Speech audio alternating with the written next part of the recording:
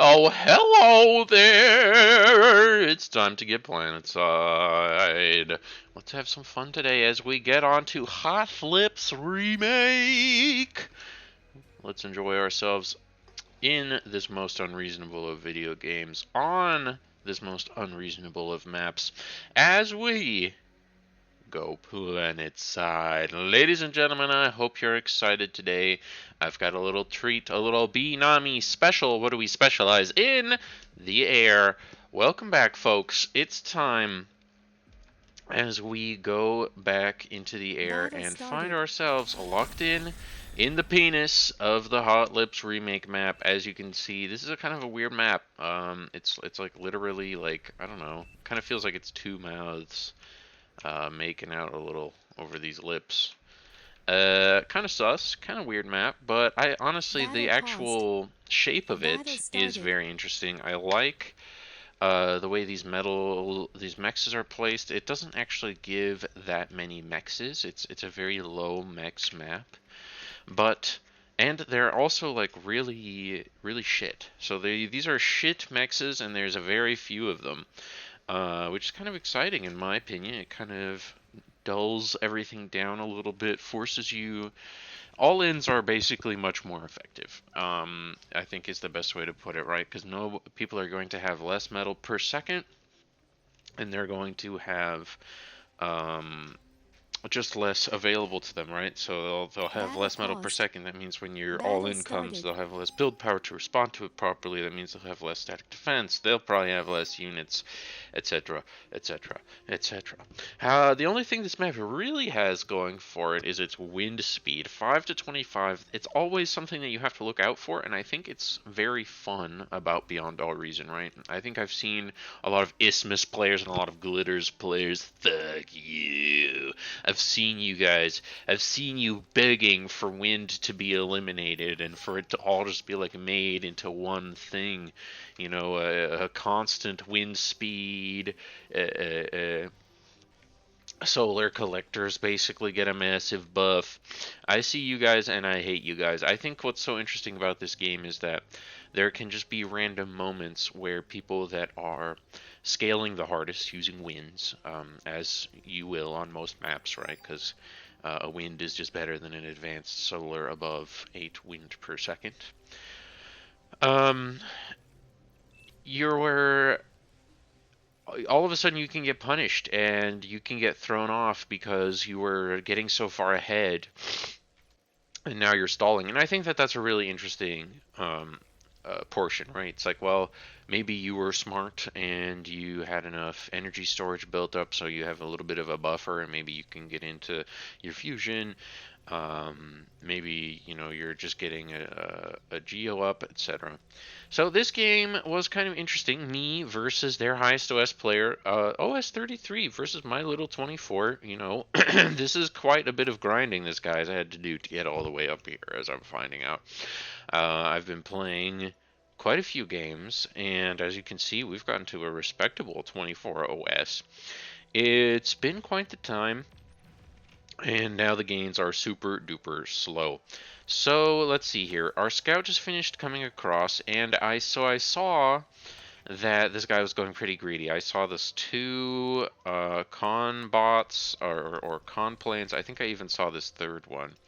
So at this point, I'm on two con planes. I've got a scout.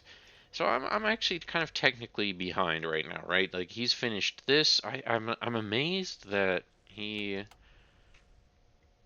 has so much more than me already. This is 1, 2, 3, 4, 5, 6, 7, 8. No, but I have more wins. I think it's weird that like I was stalling there for seemingly longer than opponent. Um, so let's see. Bro goes for these three construction planes, and he's building three build turrets. He's really fucking his metal up right now with all these build turrets, actually.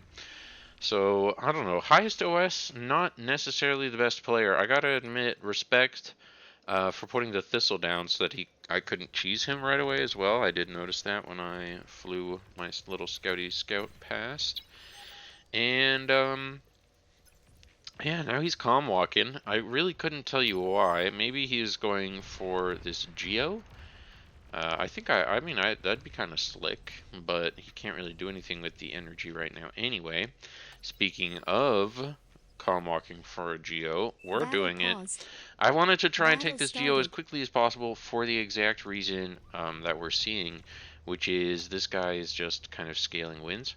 And I did think about it, and there are points in this map where wins are just way better than the Geo, right? I think once we're kind of over that 20 energy per second hump, we're doing pretty good, which is actually 25% of the time on this map, where wins are actually kind of better than Geo, which is really weird to think about. Dark Red is getting a huge metal infusion, by the way, absorbing all of this early fighting that's been going on. I was kind of wondering, like, how did they do this? And this makes sense Commander to me now. destroyed. I was like, how does this guy make more metal than me, actually? And the answer is just he gets this humongous reclaim field that he got to sip. That's crazy. So he's up almost 1,000 metal on us, and he's going to keep getting more. There's still a couple hundred here. Um, and so that's pretty spooky. That's pretty spooky. I thought I was way ahead, but because he walked his commander forward and there was a ton of reclaim, he is actually pretty fat, pretty fat. So I think something that I kind of underutilized this game is the power of my flying constructor. As the air guy, you know, we can definitely be zooming out more and seeing that this geo is available, this geo is available, these mexes are available, and we could be making some build power to actually go and acquire them.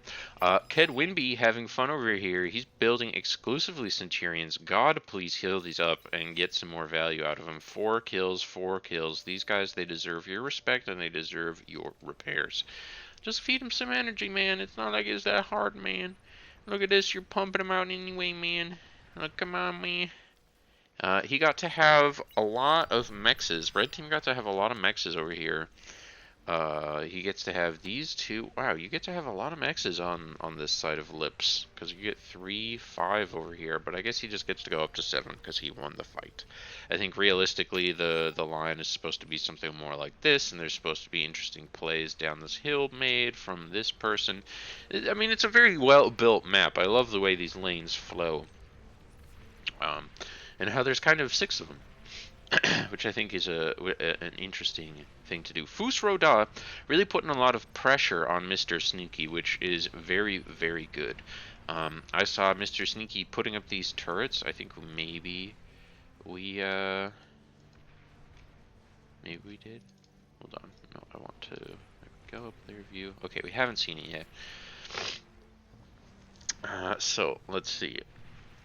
I get out some shurikens because I am afraid. I'm afraid. You know, that's the power of the Cortex planes. You can be afraid. So I was very much thinking about attack this game because what I read immediately upon seeing those 3 construction planes was, well, this guy's clearly a greed master. He's going to be putting down as much as he can possibly get away with, and I'm correct. We are currently up like twice, 2x the planes. We are up 5 shurikens. I have a bomber and he doesn't. I mean, the amount of advantage we currently have is astronomical.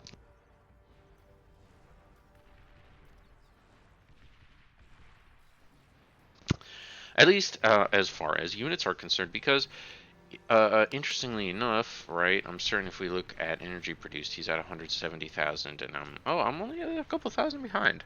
Metal produced, I'm still about 1,000 behind, but again, that makes sense because he's gotten lots and lots of reclaim.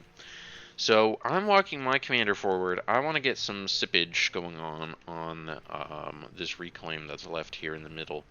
And so I am going to go get my reclaim on. I'm thinking I want to reclaim this, and I want to do something similar to what we're seeing over here, which is kind of this dumbbell of anti-air, kind of cover both of these lanes, which are obviously, you know, the most straightforward path of attack from enemy air. So it's good to get it covered as best as you can, force as much travel time for the air as possible. We start to scout now because, again, I'm feeling like these bombers, should have me way, way ahead. So I'm gonna send out some scouts to try and get a feel for, okay, how much air does this idiot really have? He's got 8 planes right now. We would literally, like, smash him and laugh about it all the way to the bank. Oh, look at all those juicy ass wins, baby. Look at them, look at them, look at them, look at them. So now we see that red has put up some static defense, and goes to show how important scouting is, right? I think this is something I've talked about before in my air videos. Scouting, scouting, scouting, especially just like when you're thinking about bombs, you need to know where the anti-air is, because I know that there's anti-air here. It's going to save me so much, right? It's making my path so much easier. So now we scout the other direction. What will we find, right? We will find red's air force, which is starting to look a bit substantial. We're floating a lot of metal right now, which is always a problem, right? 800 metal and not doing anything with it, really, right now. Very unfortunate. Now, Kid Winby is really just starting to take over here. I thought to myself, well, maybe if I just suicide for a couple of these Centurions, not realizing how many Centurions this dude actually had. Yeah, that was not worth it. That was like, what, 4? Oh no, that was actually only 2 Shuris for a Centurion. So then it was worth it. It was a good trade. Cool. So now, this thing with bombers, right? I always feel like you kind of have to stage them. You really want to have them as close as you can get away with. So I've got them rallied up here, so that they have as little travel time as possible. See, I see Gravy Robber making this push. That's something I want to help. The Dark Red at this moment pumping out his shurikens is really helping me. He's just put like almost 300 metal or so. Yeah, about 400 metal into this. And look at this. I'm trying to bait him, right? So he sees me coming out, he sends out his dudes, he comes and flies over these turrets. It doesn't really end up doing anything to him, but we were really hoping for him to end up on those very, very backline ones. Now, this is kind of an interesting moment where enemy has 22 fighters and we have 26. We shouldn't be that much stronger right now. I mean, really, my attack should have hit like 2-3 minutes ago. But here we go anyway. So we're coming in, and I think just what makes the difference in this air battle is that my 26 fighters got to shoot at the same time, got to shoot their first volley like kind of at the same time, and enemies fighters, only half of them got to shoot. And we're getting the boom, boom, booms in right now, baby. Let's fucking go. You love to see it. I want to hit this tech player, but I'm literally like, what the fuck? You're all spread out. And then I remember Dark Red is waiting for me to eat his ass right now. Look at this eco. Give it to me, give it to me, give it to me. Just wins dying as far as the eye can see. It is a beautiful sight. The bombers are having impact. And now our fighters have kind of petered out. You know, hopefully we get a couple more bombs in here. Oh yeah, come on now. Oh yeah. Oh yeah. And we got the converters there. Can we get this last patch of converters? GG says Orange. We cannot get the last patch of converters. We have done very nice eco damage. Look at this in energy per second. We are hugely ahead now. It's looking very, very nice. 45% ahead. But in the meantime, while we're having impact, all of a sudden I zoom back out, and what the hell is this? There's 22 Centurions on the map walking through a whole corridor. Excuse me, help! We need a little cleanup on aisle 5 over here. Good lord! Yep, these Centurions just allowed to ball up and walk forward, ladies and gentlemen. Rocket bots, you know, the natural answer to this. I think even maces or thugs. I did really bad here. I don't think I knew that these two were coming necessarily, and so they just got to walk all over my shit, and blow up a huge amount of my wins, which really kind of it like this has definitely done more damage than my bombing did, right? So Ked Winby really winning the game for the team, you might say. Um, I'm just kind of freaking out. I'm like, oh my god, I need to make shurikens. I see these hounds, so my mental stays somewhat strong. I just hit him with a yikes y'all instead of anything inflammatory. We've got Fusroda, who's done very good to eco, by the way, very worth noting, right? We've got geos up that the enemy does not. We've got advanced geos up too, which is very, very important. Very big for our boy. Now I've been given some thugs that I didn't realize. I was asked for them back earlier in the game. I don't know if any of you guys saw that, but it was requested. And oh god, dude, look at these poor shurikens trying to fight this ball of centurions. They stunned half. So I'm like, I'm really freaking out at this point. I'm like, oh fuck. I need units, I need units. So what's the answer for Cortex? It's thugs, baby. It's always thugs, baby. Let's go. That's right. We got our thugs coming out on the field to hold, and all of a sudden, oh my god, look at that, I say to myself. There's extra thugs here. Just for me. Just for me. And thank God we've got these hounds on top, because these thugs would not have stopped all of this in time for it to not blow up more of my eco. But we've got an extra, we've got like, what is this, a total of like 10 hounds. So now there's kind of this interesting moment in the game, right? So I started walking my commander back from his important job of scaling me more wind. Which is kind of funny, right? You just have like a random wind patch. Dark Blue's having large impact right now. I wish I was sending my fighters over to help, but he has more fighters than me right now. I'm kind of surprised. I think Dark Red here could have recognized that I was really getting pressured, and that this was like his opportunity. To really come in and utilize the bombers he'd built right before I hit him with my bombing run. So yeah, I mean, unfortunate for him. He's just really trying to scale back up. He just ate his lab again. Just so greedy. So greedy. We're trying to push back, but look at this guy. This Ked, Mr. Ked Winby is really, he's trying his heart out today. Didn't even realize that this commander was there. Cool that we got killed it. But yeah, this is an insane amount of welders, 10 of them. He was building a Fat Boy. I'm really glad that he stopped. Hounds are much more fightable than a Fat Boy, but hounds are quite good against thugs and maces, nonetheless. Well, that was kind of embarrassing as I say that they're fucking missing all their shots. But what can you do? So Red is pretty spooked still. I really scared the shit out of him, by the way, as you can see here. We've got these 5 crossbows mixed in, these 3 archangels. I mean, we've gotten the enemy team to invest 2,000 metal into anti-air that hasn't done a single damn thing. So you always love to see that, right? They're super freaking afraid of me.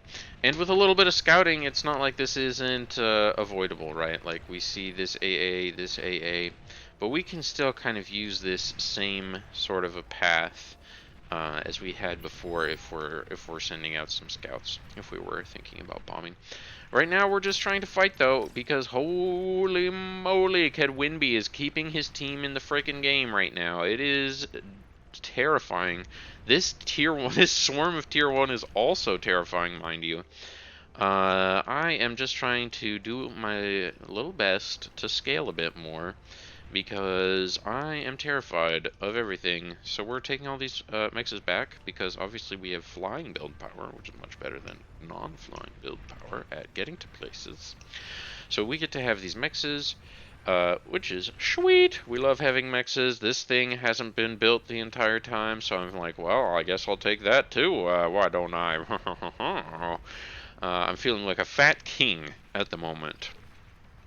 And I don't really think I should be. Somehow red is like equal eco to me, which is kind of embarrassing.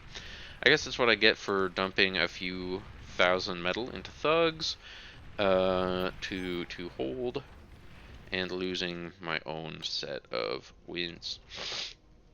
Kind of the struggle with this map, I think, especially as the air player, is having that space. I mean, our dark blue here is really doing it right. I think the best way to scale metal on this map is unironically scaling wins and converters.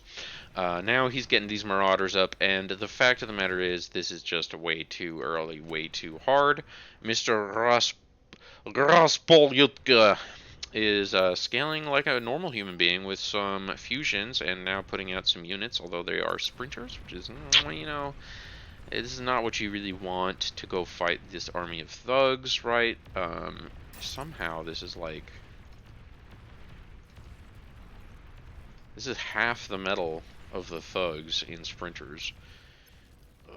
See, and they can't even defend the pawns in time, or the grunts. Dark red gets bullied again. If only green was microing onto the onto the wins, but it's okay. It doesn't matter. Here come the 5,700 metal in thugs. So let's see how they work against the sprinters. I feel like the sprinters are getting a surprising amount of value off. I think if you kept them moving, I'd be pretty blown away by how effective they'd be. Red really under microing right now on this ball, and the Marauders come in to clean everything up. I mean, 3 Marauders at this point in the game. It's a lot more effective than you'd think, right? It's 19 minutes into the game, and 3 Marauders are kind of a fucking death sentence for most people at this point. You know, their little anti-air is a lot to help against the shurikens that you're gonna run into. Even just with the 3 of them, right? It's really shutting down these shurikens that are trying to defend. Oh, but no, in the end, look at that. They end up winning, and now it's just another wave gonna come right in. And I think red is over it. So, a really cool game, you know, one of these ones where I think red could have, if this wasn't working right now, red would be holding on pretty well, I think. Red would be, honestly, not the worst position ever, with dark red having all of this up. I think that would equalize the energy production a good bit. But I mean, we're just kind of winning in too many lanes, right? At this point, we've got this entire 2-lane structure that we've now completely taken over, whereas this other side is just stuck. Tech Dragon, I think this poor guy just didn't have any impact on this game whatsoever. Didn't make units, didn't make eco, didn't really do anything. But we did. Gosh, what a fun bombing run. What a fun bombing run. It really could have come in way earlier than I thought it could have.